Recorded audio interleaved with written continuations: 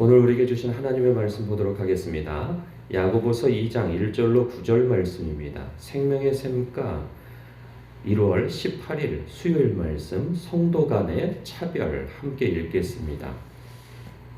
내 형제들아, 영광의 주 곧 우리 주 예수 그리스도에 대한 믿음을 너희가 가졌으니 사람을 차별하여 대하지 말라. 만일 너희 회당에 금가락지를 끼고 아름다운 옷을 입은 사람이 들어오고 또 남루한 옷을 입은 가난한 사람이 들어올 때에 너희가 아름다운 옷을 입은 자를 눈여겨보고 말하되 여기 좋은 자리에 앉으소서 하고 또 가난한 자에게 말하되 너는 거기 서 있든지 내 발등상 아래 앉으라 하면 너희끼리 서로 차별하며 악한 생각으로 판단하는 자가 되는 것이 아니냐. 내 사랑하는 형제들아, 들을지어다. 하나님이 세상에서 가난한 자를 택하사 믿음에 부요하게 하시고 또 자기를 사랑하는 자들에게 약속하신 나라를 상속으로 받게 하지 아니하셨느냐. 너희는 도리어 가난한 자를 업신여겼도다. 부자는 너희를 억압하며 법정으로 끌고 가지 아니하느냐. 그들은 너희에게 대하여 일컫는 바 그 아름다운 이름을 비방하지 아니하느냐. 너희가 만일 성경에 기록된 대로 내 이웃 사랑하기를 내 몸과 같이 하라 하신 최고의 법을 지키면 잘하는 것이거니와 만일 너희가 사람을 차별하여 대하면 죄를 짓는 것이니 율법이 너희를 범법자로 정죄하리라. 아멘.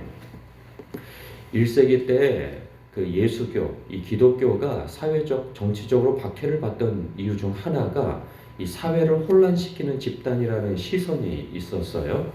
그것은 엄연히 남녀가 차별하는 때에 남자와 여자가 한 교회에서 예배를 드리고 그리고 서로 평등하게 대우를 받던 그런 것이 문제가 되었고요.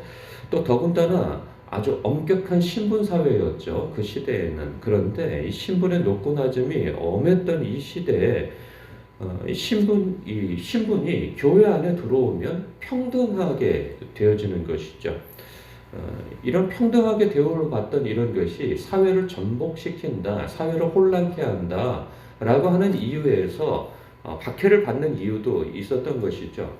예수님 때에도 예수님께서 공생애를 사시는 동안에 그 이스라엘 백성이라고 할 수 있는 그 시대의 지도층, 즉 그 종교적 지도층이요 정치적 지도층에서 예수님이 인정받지 못했던 이유는 예수님께서 그 사회 지도층과 함께 어울리지 아니하시고 종교적 지도층과 함께 어울리지 아니하시고 오히려 가난하고 병든 자, 죄인과 세리들, 그러니까 그 사회적 엘리트 집단들이 눈여겨보지도 않고 함께 있으려고 하지도 않고 거들떠도 보지 않는 그 사람들과 함께 하시고 그들을 찾아가시고 그들과 함께 더불어 먹고 마시며 또 그들을 제자로 삼는 것을 보고 아주 불쾌했고, 그리고 당신이 그리스도라고 한다면 엄연히 우리같이 종교적 엘리트와 그리고 사회적 지도층인 우리들과 함께 어울려야 하는 것이 맞지, 저런 죄인들과 세리와 무지렁이들과 함께 어울리는 것을 보니 당신은 그리스도일 수가 없다,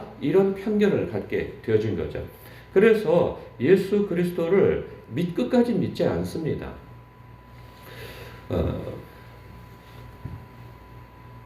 예수님이 그러하셨다는 거죠. 뿐만 아니라 더 거슬러 올라가면 그 빌립보서 우리가 얼마 전에 묵상했죠.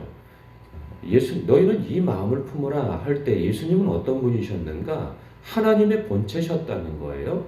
근데 그 하나님의 본체, 본질이 하나님이신 그 예수님이 인간의 몸을 입고 성육신하셨다는 거예요. 그러니까 높으신 분, 이 영원하신 분이 유한한 인간, 피조물의 몸으로 오셨다는 거예요. 왜? 우리를 구원하시려고. 근데 우리 생각에서는 구원하실 것 같으면은 그냥 하늘에 계셔서 말씀만 해도 될 것 같은데 그렇게 하지 아니하시고 종의 몸을 형상을 입고 피조물의 몸을 입으시고 우리 인생들의 몸을 입고 오셨다는 거예요. 내려 앉으신 거죠. 그러니까 우리가 올라갈 수 없고 갈 수 없으니 하나님의 본체가 오셨다는 거죠. 우리의 곁으로. 그리고 그분이 죽기까지 순종하여 십자가 지심으로 인하여서 그 결과로 우리가 믿음을 갖게 되어진 것이고 그 결과로 우리가 예수를 믿음으로 하나님의 자녀가 되어지고 예수 그리스도를 그 표현이 뭐하지만 맏형, 큰형님으로 모시고 우리가 하나님의 양자요 양녀로서 이렇게 하나님의 권속으로 가족으로 부름받게 되어지는 예속되어지는 큰 영광과 은혜 권세를 갖게 되어졌다는 것이죠. 이것이 복음이라는 거예요. 우리에게. 그러한데 예수님께서 우리에게 또한 그렇게 사셨을 뿐만 아니라 우리에게 요구하신 것이 내가 너희를 사랑한 것 같이 너희도 서로 사랑할 것이며 뿐만 아니라 내가 너희를 나중에 찾아오게 되어질 것인데 지극히 작은 자의 모습, 예상치 못한 자의 모습으로 너희를 지극히 작은 자, 소자의 모습으로 찾아오게 될 것이다 라고 말씀도 하셨다는 거죠. 그래서 우리는 예수님께서 사셨던 방법대로 우리에게 가르치셨던 방법대로 교회는 서로 평등하게 대하며 높은 자가 낮은 자를 배려하고 형제로 여길 때 신분이 낮고 가난한 사람이 그들과 어울리고 섞일 수 있는 것이지 이 신분이 낮고 가난하고 한 사람이 자기가 원한다고 해서 지체 높은 사람과 함께 있을 수가 없는 것이란 말이죠. 그래서 교회는 남자가 여자를 받아들임으로 교회에서는 놀랍게도 그 당시부터 있을 수 없는 일이죠. 여자가 교회에서 영적인 지도력을 갖게 되어지는 일도 생기고요. 심지어는 노예가 그러니까 노예의 주인이 자신의 노예로부터 섬김을 받아 성찬 예식에도 참여할 수 있는 이런 뒤집어진 세상이 교회가 되어졌단 말이에요. 그런데 지금 여기서 말하고 있는 바는 무엇이냐면 교회에 하나의 예를 드는 거죠. 너희가 교회에 회당이라고 표현하는데 이제 교회라고 할 수 있는 거죠. 교회 싹 보니까 지체 높은 사람 금방 알아보잖아요. 옷차림이 다르잖아요. 깨끗하고 말쑥한 옷차림에 손에 금가락지를 끼고 한 낯선 사람이 이렇게 교회 안에 싹 들어오니까 아니 그냥 서로 가가지고 그냥 담임 목사가 뛰어가가지고 어서 오십시오. 아유 저기 앉으십시오 하고 그냥 아주 좋은 자리에 이렇게 앉히는데 그 뒤에 따라오는 사람은 이 남루하고 가난한 사람이었던 거죠. 그러니 그 사람에게 눈길도 주지 않고 저는 어디에 앉아야 합니까? 라고 했더니 거기 서 있든지 앉아 있든지 마음대로 하십시오 하고 이렇게 차별하여 대우한 것이 그 당시에 그렇게 이 교회 안에서 나타났던가 봅니다. 그러니까 이것에 대해서 아주 엄하게 표현하고 있는 것이죠. 그래서 1절부터 보면 내 형제들아 영광의 주 우리 주 예수 그리스도에 대한 믿음을 너희가 가졌으니 사람을 차별하여 대하지 말라 하면서 2절서부터 3절까지 그러한 예를 이야기하며 4절에 너희끼리 서로 차별하며 악한 생각으로 판단하는 자가 되는 것이 아니냐. 내 사랑하는 형제들아 들을지어다. 하나님이 세상에서 가난한 자를 택하사 믿음에 부요하게 하시고 또 자기를 사랑하는 자들에게 약속하신 나라를 상속으로 받게 하지 아니하셨느냐.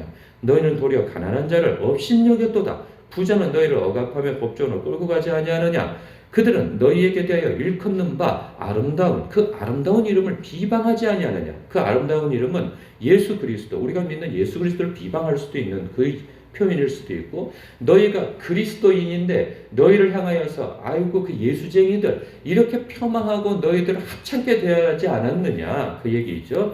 8절 너희가 만일 성경에 기록된 대로 내 이웃 사랑하기를 내 몸과 같이 하라 하신 최고의 법을 지키면 잘하는 것이거니와 만일 너희가 사람을 차별하여 대하면 죄를 짓는 것이니 율법이 너희를 범법자로 정죄하리라. 아주 무서운 경고를 하고 있는 것이죠. 우리는 그럴 수 있어요.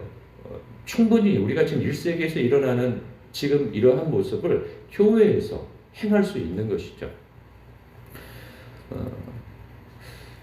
예전에 제가 대학원 때였나 대학 신학생 시절 때 저희를 지도하신 그 교수님이 계셨는데 그분이 영어를 담당하셨어요. 그런데 그분이 영어를 잘 하시다 보니까 목회 자체를 어떤 목회를 하셨냐면 그 흑인 목회를 하셨어요. 그 노동자죠. 우리나라에서 온 노동자인데 워낙에 가난하니까 교회를 어떻게 얻을 수가 없었어요. 그래서 어떻게 연결이 되어서 큰 교회를 같이 사용할 수 있는 그런 배려를 받았단 말이죠. 그런데 그 교회 성도님들이 그들과 함께 예배드리는 것을 기뻐하지 않는 거예요. 그러니까 담임 목사님도 어쩔 수 없이 교인들의 요구에 의해서 그 흑인들과 함께 예배드리기를 싫어하니까 다른 장소, 구획을 정해준 거예요. 교회가 크다 보니까. 그러니까 이 구획을 넘어오지 못하게 하는 거죠. 그러니까 아예 보고 싶지도 않은 거예요. 그러니까 자신들이 이만큼 한 것도 크게 한 것이라 여긴 거죠. 그러니 어느 한 기퉁이를 그래도 예배 장소로 자신들이 배려했으니까 이 정도로도 우리는 큰 배려를 한 것이니 대신에 다른 사람들이 예배하는 곳이나 쉴 수 있는 공간이나 그런 곳은 오지 못하게 해달라 이렇게 요구를 한 거예요. 근데 그 심정은 이해가 가지만 그 목사님의 말씀이 이런 말씀이 인상 깊었어요. 큰 교회고 어디고 간에 사람들은 해외 선교에 대해서 그렇게 열심이고 해외 선교에 뭘 지원하고 하는 것은 굉장히 뿌듯하게 여기면서 큰 가치로 여기는데 놀라운 것은 아니 거기까지 가서 선교를 하는 것은 귀한 것이고 지금 노동자가 와서 이 나라에서 교회에서 차별 없이 그들을 대하는 것과 사랑으로 대하면 이것이 진정한 선교이지 않겠느냐. 그들을 따뜻하게 대해주면 그들은 본국에 돌아가서 그 따뜻한 마음을 가지고 얻은 것을 이제 그곳에서 그들이 나서서 선교를 하게 될 것인데 물론 교회에서 배려해 준 것은 고마운데 사람들의 모습은 가난하다고 가난한 나라에서 왔다고 차별을 하고 그들을 업신여긴다는 거죠. 그러한 것도 그들이 다 느낀다 하는 거예요. 그래서 그런데 반대로 백인이나 이런 잘 사는 나라에서 사람이 오면 서로 가서 말 걸려고 하고 서로 가서 모시려고 하고 함께 있는 것에 대해서 자랑스러워하고 그러는데 가난한 나라에서 온 사람들은 아주 멸시하고 천대한다는 거죠. 근데 그것이 교회 안에서 버젓이 벌어지는 일이에요. 그런데 이러한 일은 더 축소해서 교회 안에서 가난한 사람이 경제적으로 도움이 되고 하니 교회에서 그들을 더 부유한 사람을 오는 것을 자랑스러워하고 그렇지 않겠어요? 만약에 뭐 좀 교회에서 보면 좀 연예인이 왔다 하면 그들을 특별하게 대우하고 정치가가 만약에 교회에 왔다 하면은 그 사람을 또 광고할 때 아유 저거는 우리 고양시 시장님으로 계시는 분이 우리 교회에 오셨네요. 한번 나오셔서 인사 한번 하시죠. 뭐 이렇게 한다든가 어디 가서 자랑을 한다. 아 우리 교회에 아유 뭐 기업의 사장님께서 다니시고 아니 또 그 연예인 알아? 하고 또 막 자랑을 하고 그 가수가 우리 교회 다녀 뭐 이렇게 자랑은 하는데 교회에서 이렇게 좀 가난하고 무엇인가 사회적으로 이렇게 별로 주목받지 못한 사람들이 오면 함께 있는 것 자체를 부끄러워하고 함께 예배드리는 것을 부끄러워하고 그러한 시각을 갖는다면 이 시각과 가치관과 이러한 태도는 세상에서는 뭐 그럴 수도 있다고 하지만 경제적 논리로 그럴 수는 있다고 하지만 하나님 앞에서는 결단코 이해받거나 용납받거나 그것이 칭찬받을 일은 아니라는 거죠. 칭찬은 고사하고 용납은 고사하고 오늘 엄연한 아주 무서운 그런 경고를 받는 거죠. 만일 너희가 사람을 차별하여 대하면 죄를 짓는 것이니 율법이 너희를 범법자, 범죄자로 정죄하리라. 이것은 우리에게 무서운 경고가 될 수 있습니다. 이런 부분에 있어서 목사인 저도 정신 바짝 차리지 아니하면 하나님 앞에 나중에 뭘 했다 하더라도 내가 너를 도무지 모르겠다. 내가 너한테 이러한 남루한 꼴로 찾아갔는데 네가 나를 업신여기고 문전박대하더라. 그럴까 두려운 말씀이 아닐 수 없습니다.